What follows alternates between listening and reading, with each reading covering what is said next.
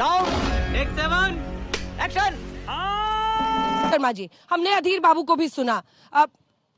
मतलब क्या इसकी कोई वजह है ये मानने की कि कुछ अचानक ये सरकार करने वाली है, या फिर क्योंकि ये तो अब जो बिल्स था वो सब 8 बिल्स बता चुके हैं, और ये अच्छी बात रही कि आज दोनों पक्षों ने अपनी अपनी बात कही, एक कम से कम सार्थक बहस।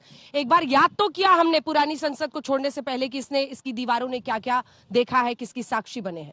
आलोक जी, देखिए, मुझे लगता है कि यहाँ आपके हल्ला बोल के मंच पर ऑलरेडी 3 सांसद हैं और तीनों सांसद में से किसी को हवा नहीं है। एक पूर्व सांसद भी हमारे साथ हैं, उनको भी पता नहीं है कि क्या होगा।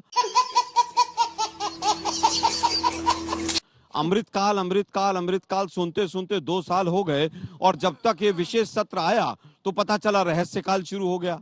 रहस्यकाल में पूरा देश जी रहा है।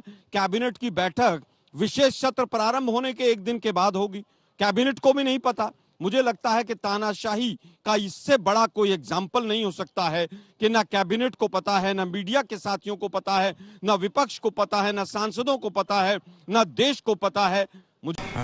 ये बड़ी अच्छी बात कही आप। मुझे लगता है कि आज का जो मोदी जी का भी भाषण है वो अपने आप में कहीं ना कहीं उनकी जो परिपाटी है बिलो द बेल्ट हिट करने की, उससे अलग था। वो भी अपने आप में बहुत बड़े प्रश्न चिन्ह लेकर आया है कि कहीं ना कोई गुप्त एजेंडा है इस सरकार का जिसको लेकर आ रहे हैं। दुर्भाग्य है कि देश के प्रधानमंत्री आज भी अपना वक्तव्य रोने धोने जैसी शब्दावली से शुरू करते हैं। खैर, उनकी आदत है, इस तरह की शब्दावली उनको प्रिय है और पूरे देश को प्रिय कर दी है उन्होंने। वो कह रहे हैं ऐतिहासिक निर्णय होगा, तो देश के प्रधानमंत्री महोदय से जानना चाहते हैं कि ऐतिहासिक निर्णय की जानकारी केवल देश के प्रधानमंत्री और गृह मंत्री के बाहर किसी को क्यों नहीं है? सहमति होगी कि नहीं होगी, आगे विरोध होगा कि नहीं होगा? नए मंदिर में लोकतंत्र के जा रहे हैं और उसके बाद इतनी नकारात्मकता और रोने धोने जैसी शब्दावली को लेकर देश के प्रधानमंत्री आगे बढ़ना चाहते हैं, ये दुर्भाग्यपूर्ण है। ठीक है, सत्ता पक्ष इस वीडियो के सामने आने के बाद सवाल तो बनता ही है। प्रियंका जी, वो कह रहे हैं कि तनाव में है विपक्ष, क्या वाकई तनाव है आप लोगों में इस विशेष सत्र को लेकर? आपको हमारे चेहरे से तनाव दिख रहा है, पर हाँ, तनाव जरूर है। तनाव इस बात का है कि रोज प्रजातंत्र का हनन हो रहा है। एक स्पेशल सेशन बुलाया जाता है, स्पेशल सेशन अचानक से अनाउंसमेंट होता है, कोई एजेंडा नहीं होता है, और एजेंडा के साथ साथ अब तक बाकी विपक्ष हो या सत्ता पक्ष के खुद हो, इनके खुद के एलाइज 38 एलाइज हैं, 37 एलाइज हैं, जो भी है उनसे पूछ लीजिए क्या उनको पता है ये 37 ये स्पेशल सेशन क्यों बुलाया गया है। चलिए 37 एलाइज को छोड़िए, कोई इन्हीं के एमपी से पूछ लीजिए, खुद जीवीएल राव जी नहीं जानते हैं क्या निर्णय होने वाला है, स्पेशल सेशन क्यों बुलाया गया है। गजब बेइज्जती है। क्योंकि जो आज हम पार्लियामेंट्री डेमोक्रेसी की चर्चा कर रहे थे, वो पार्लियामेंट्री डेमोक्रेसी बहुत स्पष्ट है कि अगर any session is taking place outside of the regular session, उसमें विपक्ष से भी राय मशवरा कर ये निर्णय लिया जाता है। तो आप उसका रोज हनन करें, फिर आकर कहते हैं रोना धोना बंद कर दीजिए। अरे प्रधानमंत्री जी, आप रोना धोना बंद करिए। आप हवाला देते हैं प्रजातंत्र का और उसी प्रजातंत्र का गला घोटते हैं। तो ये हमारा, हाँ, ये तनाव है कि प्रजातंत्र और संवैधानिक तौर तरीके को खत्म करने का काम हो रहा है। इसके लिए हम अपनी आवाज उठाएंगे। ठीक है, केसी त्यागी जी, वैसे आजकल कह रहे हैं कि आप लोगों का सुर इधर ज्यादा मिलने लगा है, पर आज जो आप बोलेंगे इस मंच से उससे पता चलेगा कि नीतीश बाबू आगे क्या करने वाले हैं। लेकिन जो प्रश्न है मेरा सर आपसे, देखिए सरकार का कहना है, उन्होंने अपना एजेंडा बता दिया है, आज एक सकारात्मक बहस हुई, शक की वजह क्या है? और अगर उनको करना ही होगा सर तो कभी भी कर देंगे, जैसे डिमोनेटाइजेशन उनका एग्जीक्यूटिव फैसला लिया, कर दिया उन्होंने। तेरा तो गेम बजाना पड़ेगा। नहीं अंजना जी, ऐसा नहीं है। हाँ। मेरे तीनों साथी पार्लियामेंटियन रहे, मैं भी लोकसभा राज्यसभा में रहा हूँ। हाँ। पीडी आचार्य साहब की किताब है कॉल एंड शकदर की लिखी हुई, जिसमें स्पेशल सेशन बुलाने के वक्त प्रेस कम्युनिक भी जारी होता है सेक्रेटरीट की तरफ से, और जिसमें स्पेसिकली मेंशन होता है कि what is the specific purpose for which the session is बीज कन्वीन्ड। तो ना तो मेरे मित्र पीवीएल जी को पता है, ना पार्लियामेंट्री अफेयर मिनिस्टर को पता है, ना खोजी पत्रकारिता करने वाली हमारी बहन अंजना जी को पता है। तो लोकतंत्र रहस्यमय तरीके से नहीं चलता। मुझे प्रसन्नता है कि आज प्रधानमंत्री ने जिक्र किया पंडित जवाहरलाल नेहरू का। हाँ। इसी संसद के अंदर रात को 15 अगस्त को 1947 को, और एक चीज और मैं बताऊं आपको अंजना जी, उस दिन यहाँ पर कोई 50,000 आदमी 15 अगस्त को संसद के अंदर घुस गए थे। इतनी भीड़ यहाँ पर थी, आज जैसी सुरक्षा नहीं थी, ऐसे कायदे कानून नहीं थे। और पंडित जवाहरलाल नेहरू का जब हम जिक्र करते हैं तो वो आम सहमति बनाते थे। अटल बिहारी वाजपेयी का जब हम जिक्र करते हैं तो वो आम सहमति के नेता थे। और आपको आश्चर्य भी होगा और आपको जानकारी भी है कि उन्हीं की पार्लियामेंट में उनके विचारों के धुर विरोधी डॉक्टर श्यामा प्रसाद मुखर्जी भी थे, जिन्होंने कांग्रेस पार्टी को लेकर के उस समय काफी तलख टिप्पणियां की थी। डॉक्टर अंबेडकर भी उसी में थे। और आम सहमति बनाने के सवालों पर प्रयास किए जाते थे जो आज की तारीख में गायब हैं। अब तो जो संविधान की मूल धारणा है कि justice for all, social, economic, political, liberty of thought, expression, belief, faith and worship, ठीक है। अब तो सब चीज जो है अंडर क्वेश्चन हो गई हैं। जिस तरह का वातावरण बनाने का प्रयास चल रहा है कुछ संगठनों की तरफ से और कुछ व्यक्तियों की तरफ से, और प्रधानमंत्री के कहे जाने के बावजूद भी जो भोपाल की सांसद है वो कहती है गोडसे की पूजा की जानी चाहिए क्योंकि उन्होंने महात्मा गांधी का वध किया था। और प्रधानमंत्री सारी दुनिया के हेड ऑफ द स्टेट को लेकर के गांधी समाधि पे जाते हैं। तो ऐसे विरोधाभास राजनीति में कम देखने और सुनने को मिलते हैं। ठीक है, चलिए मलुक नागर साहब का एक कमेंट आ जाए, फिर सबका एक साथ। जीवीएल साहब आप जवाब दीजिएगा। अब आप भी बोलिए मलुक साहब, जरा आपको भी सुना जाए। हमने सुना आप बड़े उत्सुक है कि नई संसद में हम लोग कल शिफ्ट करने वाले हैं और इस विशेष सत्र में भी आपको बहुत उम्मीद दिख रही है। ठीक बोल रही हूँ क्या? इससे भी ज्यादा उत्सुक हैं कि जो स्पेशल सेशन बुलाया गया है, हाँ। और रात को किसी भी दिन किस एजेंडे में कल क्या होगा, क्या आ जाए, क्या एक देश एक चुनाव, क्या एक देश एक कानून, क्या महिला आरक्षण बिल, और इन सब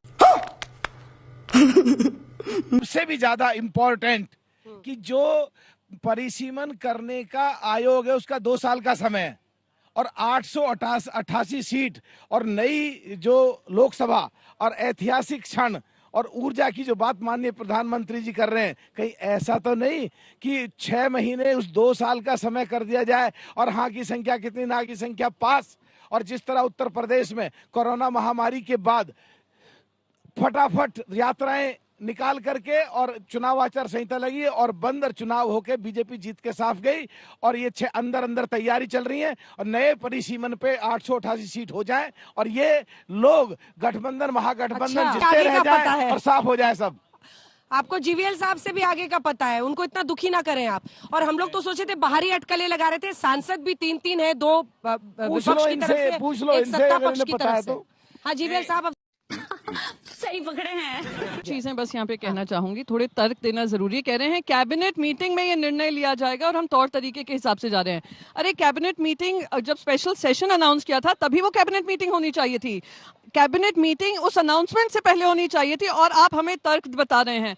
दूसरी बात कह रहे हैं कि प्रधानमंत्री नरेंद्र मोदी जी, क्या अलायंस का कुछ नाम दिया उन्होंने, जब से ये अलायंस बनकर आया है, इंडिया गठबंधन बनकर आया है, तब से जो तिलमिलाहट उनके 38 दलों को तो हो ही रही है, साथ में बीएसपी जिसने निर्णय नहीं लिया है किस तरफ है वो, उनको भी हो रही है। अभी ये बड़ी अच्छी बात कही आप।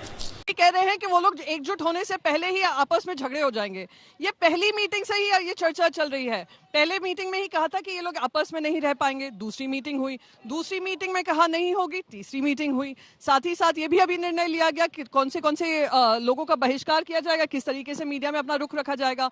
तो ये बार बार ये सोचना, आपको ये तिलमिलाहट इसलिए हो रही है क्योंकि आप सब जानते हैं कि अब जनता का रुख बदल रहा है। जनता कह रही है बहुत हो गई मन की बात, अब होगी जन की बात, और वो बात हम रख रहे हैं और उसकी हमें खुशी है और हमें गर्व है इस बात का कि हमने प्रधानमंत्री को भी मजबूर किया।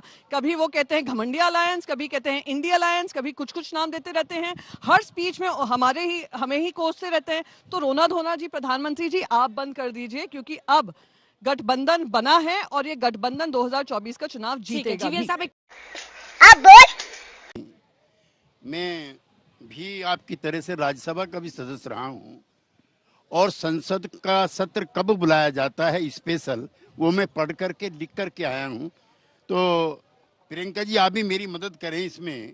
ये पीडी आचार्य साहब की किताब है और कौल साहब और सखदर साहब ने लिखी है जो हमारे सेक्रेटरी रहे हैं।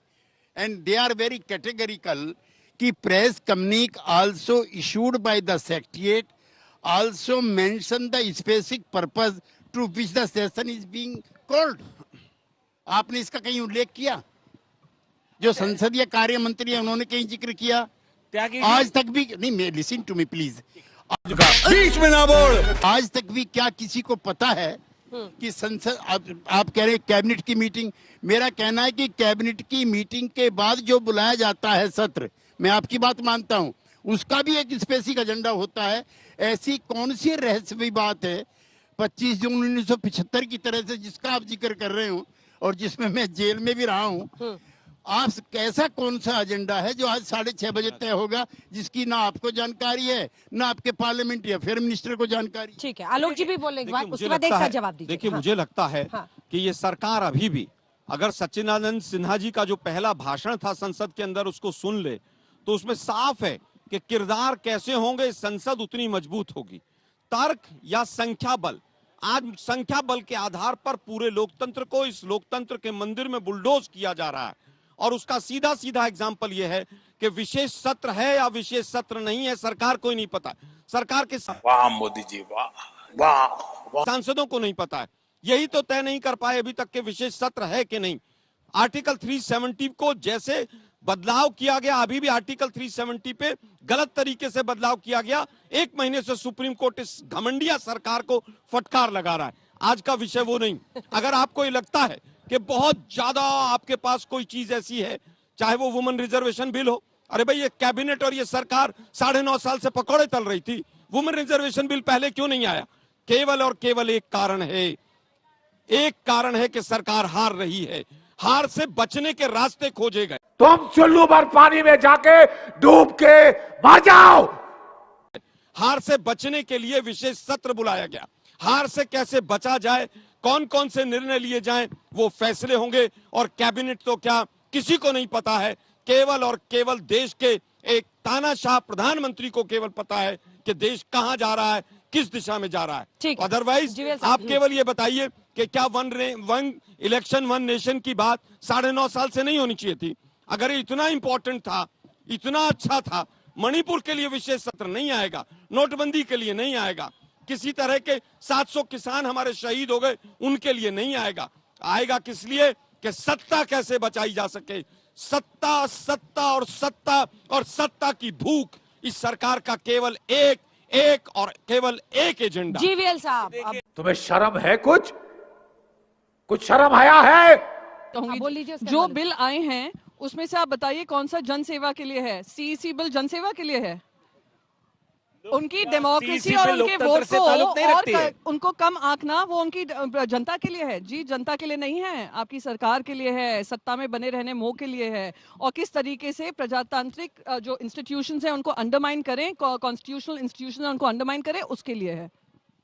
मल्लुक जी, कि आप ये केवल ये देखिए अंजना जी, हमने फिर भी प्रयास किया था, राज्यसभा से पास किया और दिल से प्रयास किया। हमारा संख्या बल कम था, हम नहीं पास करा पाए, लेकिन 303 सांसद वाले लोग आज रोना धोना बंद करें, देश से माफी मांगे कि 9.5 साल तक हमें महिलाएं याद नहीं आई, आज याद आई हैं। अंजना जी, ये बिक गई है गवर्नमेंट, अब गवर्नमेंट में कुछ नहीं है।